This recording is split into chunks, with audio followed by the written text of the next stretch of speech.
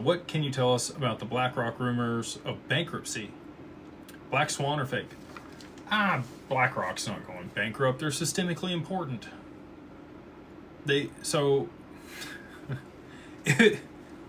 play that out for a second here. Let's play out BlackRock goes bankrupt, okay? They would have to start liquidating assets in order to, restructure. It depends on what type of bankruptcy they would have to file, right? Whether that's Chapter 11, 13, 7, whichever one it is. If it's just reorganization, Chapter 11, then they're still going to have to liquidate assets in order to be able to raise enough cash to be able to restructure their debts. They currently prop up the stock market. Like, BlackRock owns almost every single stock and every single index in a meaningful way.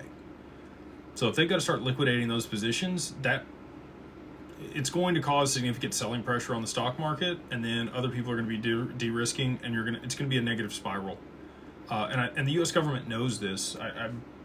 I would say, again, this is just my personal opinion, that BlackRock is a proxy for the U.S. government. The Chinese government can buy stocks directly, and they do so, and they prop up their own economy because they can print the money to do that.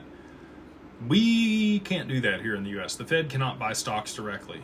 So if you needed somebody to kind of do that on your behalf and restructure the debt and make sure that, everything was going to be okay and figure out our way out of this mess, I think that's what BlackRock is and does. I think that they've helped restructure the debt after the GFC since 2008, and you happen to see Bitcoin launched in 2009.